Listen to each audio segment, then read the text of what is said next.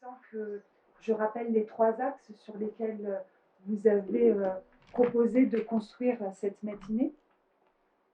La première, on va réfléchir sur la question de l'objet de la collecte, c'est-à-dire, et là je cite François Guénaud et Jean-Jacques Casteret, qui sont les témoins, quelle part de sélection de l'enquêteur, la question des répertoires et des formes musicales privilégiées ou non privilégiées, puisque c'est votre proposition, l'évolution des centres d'intérêt avec le temps, à partir de quand ces évolutions se sont faites. En deuxième temps, on verra la question de la méthodologie de terrain, comment s'est construit le réseau d'informateurs dans les premiers mois et années de la collecte, mais ça a été souvent dévoilé au cours de la présentation de cette avancée vers le terrain. Quels ont été les points d'entrée, puis les enchaînements. Et puis, point essentiel pour l'ethnomusicologue, c'est vrai que la collecte passe par l'enregistrement, le plus souvent. Et donc, est-ce qu'enregistreur il y a eu ou pas?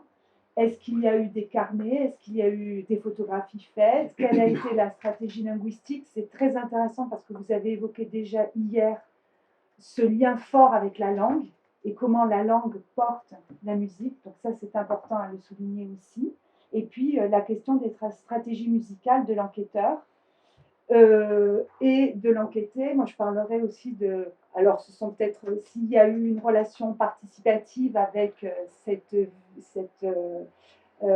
musique vers lesquelles vous êtes allés, s'il y a eu volonté d'assimilation, d'insertion, comment s'est construit en fait votre travail de collectage, et peut-être qu'il nous amènera à réfléchir sur une définition de l'ethnomusicologie à travers les différentes pratiques. Donc, on reprend les témoignages. Donc, Guy Bertrand, c'est un plaisir de te retrouver puisque nous partageons ensemble. Je n'ai pas dévoilé tout à l'heure mon travail. Ça fait plaisir de voir un peu tout le monde. Exactement.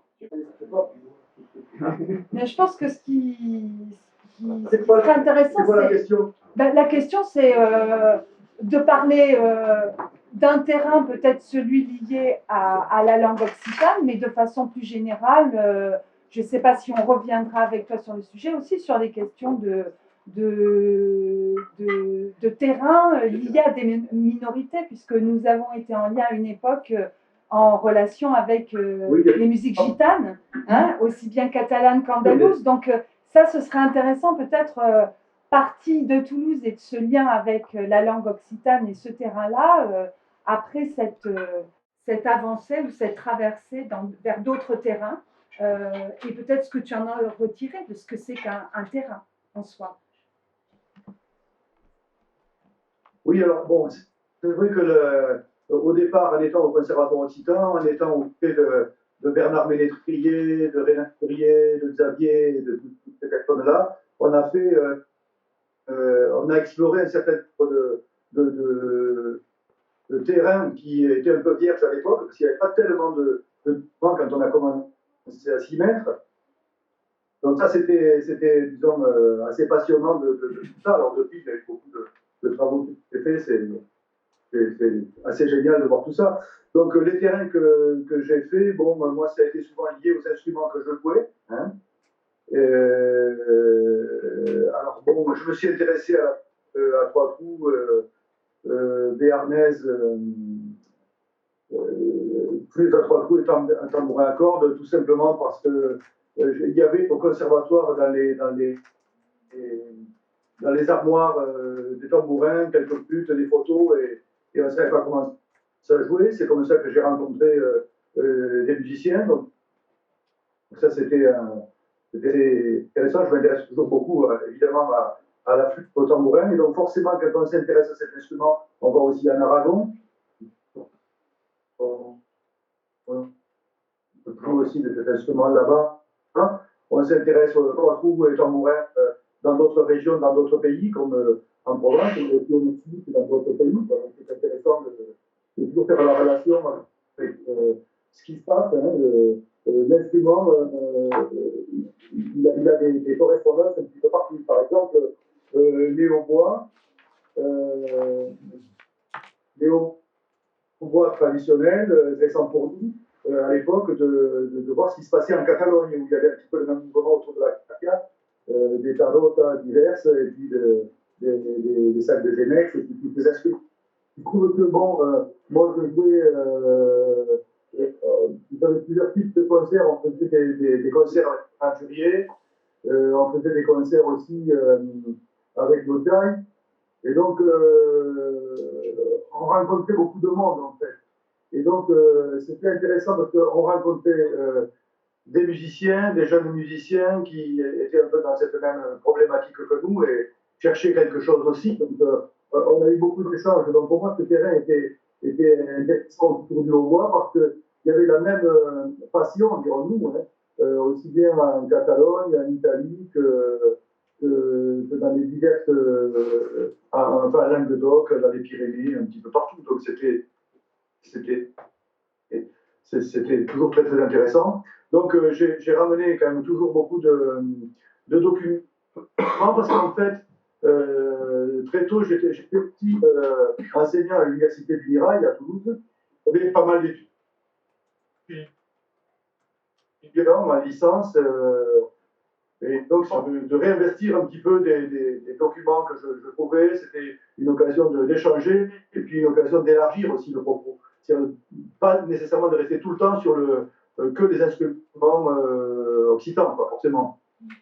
Et donc, quand on s'intéresse au hautbois traditionnel, c'est assez fascinant de voir comment ailleurs les gens ont recherché aussi dans les mêmes époques des choses sur ces instruments, comment la musique va rendre la musique et les répertoires donnent des techniques de jeu différentes, donnent des styles différents. Bon, tout ça, je me suis beaucoup intéressé à tout ça. Donc, en faisant des recherches systématiquement ce qui était de mon entourage, mais en même temps en élargissant toujours ailleurs, quoi. Donc, jouer du hautbois, c'était ça qui était assez intéressant. Donc, par exemple, quand je suis arrivé à Perpignan, j'ai rencontré Henri Frances, que vous connaissez bien, puisque je vois qu'il est là. Et avec Henri, par exemple, on a pu trouver toute une série d'enregistrements anciens de Cobla Catalane, des 78 tours, du côté de Gironde. Là-bas, on avait trouvé une collection d'enregistrements extrêmement intéressante qu'on a pu éditer avec des éditions Silex, mais qui constitue un fonds de patrimoine extrêmement original et intéressant. Hein.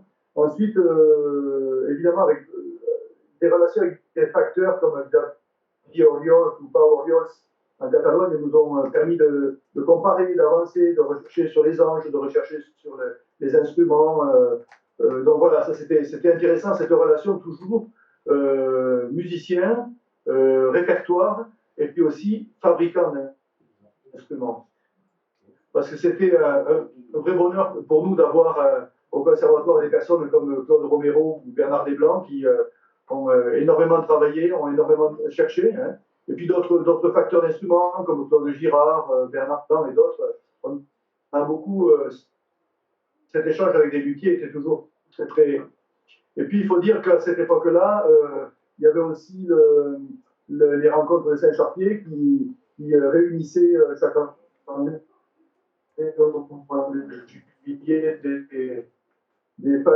donc toute cette dynamique de recherche à l'époque et de musiciens et de chercheurs et de fabricants qui se retrouvaient, qui échangeaient. Donc c'était une dynamique assez intéressante et donc ça nous laisse tout ça beaucoup de ressources en fait. C'est ce qui a permis la dynamique qui existe aujourd'hui en fait. Donc après, bon, pour la Vienne, j'ai eu la chance avec en étant avec le Grand Rouge, parce qu'en fait j'ai joué avec le Grand Rouge parce que Pierre Imbert était tombé gravement malade. Pierre Imbert, grand joueur de Vienne. Et donc moi qui était un très joueur de Vienne, j'ai eu la chance de remplacer cet excellent musicien et donc de pas mal progresser du coup avec cet instrument et de jouer avec le Grand Rouge, puis après avec l'Ojai.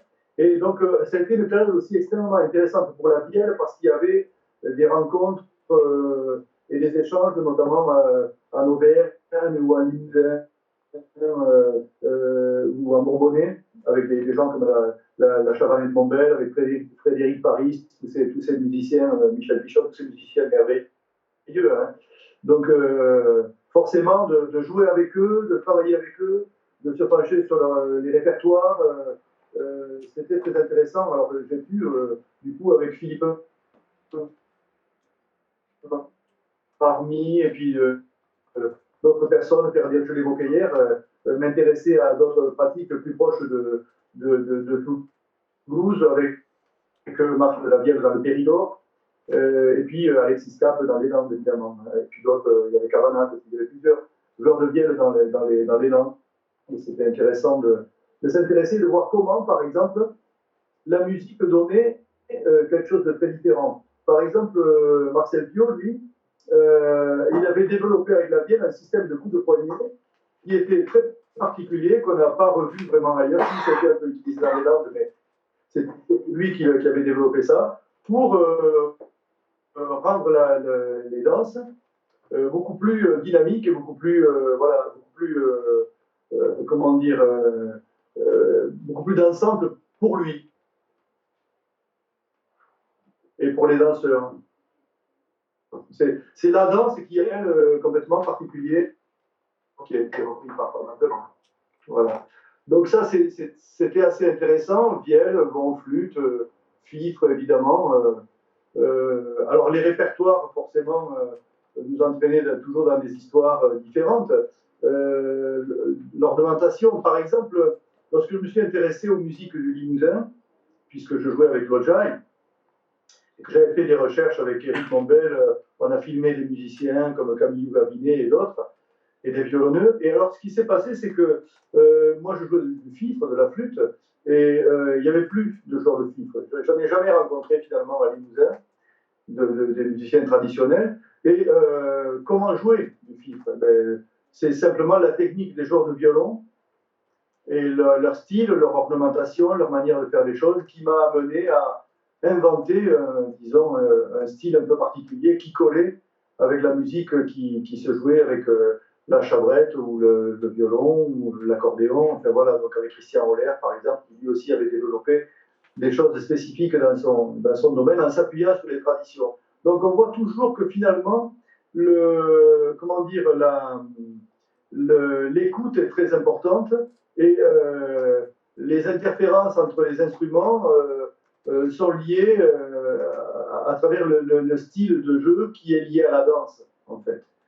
Donc ça, c'était toujours, comment dire, très très intéressant de se pencher là-dessus. Et d'ailleurs, toujours, chaque fois que je joue avec Eric, on trouve des choses, on rajoute des ornements, voilà. Donc, si vous voulez, on a fait tout un travail là-dessus, et notamment, dans les dernières recherches qui ont été faites, ça a été le travail avec un facteur d'instrument qui s'appelle Claude Girard, qui est du côté de Poitiers, en fait, au-dessus de Poitiers. Et lui, il s'est intéressé aux instruments anciens, notamment les grandes cornemuses à miroir. Donc, il a fabriqué des chabrettes, mais aussi des grandes cornemuses à miroir. Et là, actuellement, avec Eric, on a fait pas mal de recherches sur cet ensemble d'instruments, et la chabrette à miroir, les hautbois du Poitou, tous ces instruments. Donc, c'est assez intéressant parce qu'on a du très beau répertoire. Et puis, bon, voilà, les instruments commencent à fonctionner. Bon, voilà, ça, c'est, disons, la partie pour les instruments. Et donc, je parlais tout à l'heure de Perpignan. C'est vrai que de Toulouse, je suis allé en 1989, 1900, hein, à Perpignan. Et là, Daniel Tosi, le directeur du conservatoire, m'a proposé d'ouvrir un département sur les musiques traditionnelles. Et c'est l'époque où il y a eu les CA de musique traditionnelle. Donc, j'ai fait partie de la première fournée de CA avec Benia Tacciari, Nando Aquaviva et quelques personnes comme ça. Donc, du coup, Daniel Tosi m'a proposé d'ouvrir un département, parce qu'à l'époque, ça n'intéressait pas le conservatoire de Toulouse. Et donc, j'ai dû émigrer en Catalogne, n'est-ce pas? Mais c'était très, très intéressant, parce que non seulement j'ai pu faire des travaux qui m'intéressaient beaucoup avec la Catalogne nord et sud, hein, et puis aussi avec la communauté gitane. Alors, oui, je voudrais dire juste un truc aussi très important, c'est que tout le travail que j'ai pu faire en Catalogne à l'époque, on a beaucoup travaillé avec des gens, avec Bernard Ménétrier, qui connaît très très bien la question. Hein, il est une personne, une ressource très importante sur ces questions-là, qui connaît très bien. Les gens de Reus aussi, de Villano, Village del Trou. Hein. Et et puis les gens de Barcelone aussi, Jean Marnel, l'Italien, tous ces gens-là, évidemment. Mais ce qui m'a, disons, ce qui était inattendu pour moi lorsque je suis arrivé à Perpignan, c'est que c'était de découvrir la musique des gitans, très présente, parce qu'il y a plus de 10 000 gitans dans la ville, quand même, ce qui est important. Il y a des manouches aussi, mais beaucoup moins nombreux. Et donc les gitans, catalans, andalous, aragonais, d'origine portugaise, ben, tous ces gitans sont là. Et en fait, moi j'avais le cliché tout bête qu'un gitan, ben, il parle espagnol, il fait du flamenco, et je me suis assez vite aperçu que c'était pas du tout le cas, en fait, même si certains faisaient du flamenco parce qu'ils venaient de cette culture-là. La plupart des gitans catalans faisaient une autre musique qui était la rumba gitane catalane. Et donc, je me suis intéressé à ça et j'ai eu l'occasion, à travers le département des musiques traditionnelles du conservatoire, faire un travail de fond avec les diverses familles gitanes. Alors, c'est des dynasties musicales parce que tout le monde, dans une famille, tout le monde joue plus ou moins. Et donc, il y a comme ça un certain nombre de grandes familles musicales où vous avez repéré quelqu'un, vous allez le voir, il n'y est pas, il y a son frère ou son oncle et tout le monde joue. Quoi. Et donc, j'ai découvert comme ça un monde musical tout à fait particulier. Et j'ai beaucoup enregistré, filmé, réuni des documents qui sont aujourd'hui, je me rends compte avec le recul, extrêmement intéressants. En fait. Parce que en fait, ce qui se passait, c'est que c'était une mémoire un petit peu enfouie. Il y avait cette espèce de complexe du gitan qui est un peu exclu. À Perpignan, les gitans étaient quand même particulièrement mis de côté. Et personne ne faisait cas de leur musique. Donc un gitan, il fallait qu'il fasse gling, gling, gling, gling, voilà, juste un peu de flamenco, et c'était tout ce qu'on lui demandait. Et donc la musique des gitans s'exprimait plutôt à travers les mariages ou les assemblées religieuses. Et là aussi, j'ai découvert le monde de la rumba sacrée, hein, des rumbas donc, qui se chantent dans les assemblées religieuses. Donc un répertoire complètement créé, qui est une sorte de gospel gitan, complètement inconnu, qui s'est inventé depuis les années 50 jusqu'à aujourd'hui. Parce que la rumba est un mouvement récent, ça fait à peine 70 ans que ce mouvement a démarré. Quoi, hein. Donc, je me suis intéressé beaucoup à ça. Et donc, en m'intéressant aux gitans, j'ai renoué avec un terrain que j'avais abordé par hasard tout jeune quand je suis allé avec Luja jouer à Cuba. C'est que la musique des gitans catalans, elle est très fortement imprégnée des musiques de Cuba. C'est ce qu'on appelle les musiques de ida et vuelta. Et je me suis intéressé à ce phénomène en allant à Cuba, en travaillant sur la question à Cuba, en comparant les sources et en cherchant là-dessus, et puis en allant avec des gitans à Cuba, et c'est un des thèmes que je travaille beaucoup en ce moment, entre Cuba et Porto Rico et les gitans en France ou en Espagne, et en Catalogne en particulier. Et donc, voilà mes terrains pour faire court, parce que sinon, on pourrait en parler très très longtemps. Donc, au niveau collectage, si vous voulez, ce qui s'est passé avec Perpignan a été un petit peu différent parce que c'était quelque chose qui était complètement dans l'action, en fait. Par exemple, je filmais ou j'enregistrais souvent des musiciens qui me faisaient des bribes de morceaux et ils démarraient un morceau puis ils ne savaient pas la fin, par exemple, ils le mêlaient à autre chose. Et en récupérant tous ces enregistrements et en travaillant avec eux dans un programme qui était lié à la politique de la ville et qui m'a permis de faire des ateliers et des stages pour les aider comment dire, à se remettre à niveau sur les savoirs de base, puisque la plupart d'entre eux ne savaient ni lire ni écrire. Donc on avait monté avec quelqu'un qui s'appelle Jean-Paul Escudero, qui est un linguiste extrêmement, comment dire, très au point sur cette question de la langue des Gitans, qu'il a très très bien étudié. Il a beaucoup travaillé aussi d'ailleurs sur les atlas linguistiques de Gascogne et du Languedoc. C'est un linguiste très intéressant, donc il faisait partie de l'équipe. Il y avait Bernard Leplon, que tout le monde connaît pour ses travaux exceptionnels sur le flamenco, Jean-Paul Salle, donc toute cette équipe, et Pedro Soler aussi qui était là, donc toute cette équipe finalement a participé à un travail comment dire, de proximité qui était une sorte de stage en fait, et qui était soutenu par le conservatoire, et que j'ai mené dans le cadre d'une association que j'avais créée spécifiquement pour ça, qui s'appelait l'AMIC. Et donc on a eu un travail de terrain très particulier avec les Gitans, qui a permis qu'un certain nombre de groupes se réapproprient du répertoire, le retransforment, et c'est en quelque sorte une mémoire réinventée. En fait.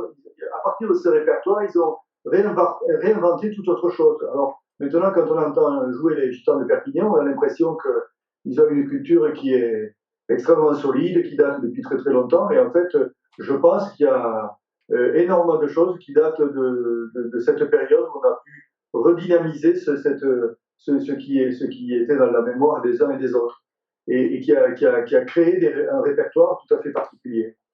Et donc, les Gitans sont devenus eux-mêmes les chercheurs, parce qu'on avait créé, à travers l'AMIC, une sorte de, j'aurais dit, on va faire une phonothèque. Et la phonothèque, en fait, c'était de récupérer tous les témoignages et tous les enregistrements qu'ils avaient dans les familles. C'est les Gitans eux-mêmes qui faisaient ces enregistrements et qui venaient avec tout ça à l'association et qui apprenaient à noter les noms des gens, les noms des musiciens qu'ils aimaient bien, et puis les noms de petit à petit, ils commençaient à noter leurs noms, leur nom propre et de leur famille. C'est tout un travail comme ça qui a été extrêmement passionnant. C'est un moment de ma vie absolument assez extraordinaire d'avoir vécu ça avec eux. Et donc ça a créé une dynamique qui fait qu'aujourd'hui, il y a un vivier musical à Perpignan qui est quand même assez intéressant. Voilà.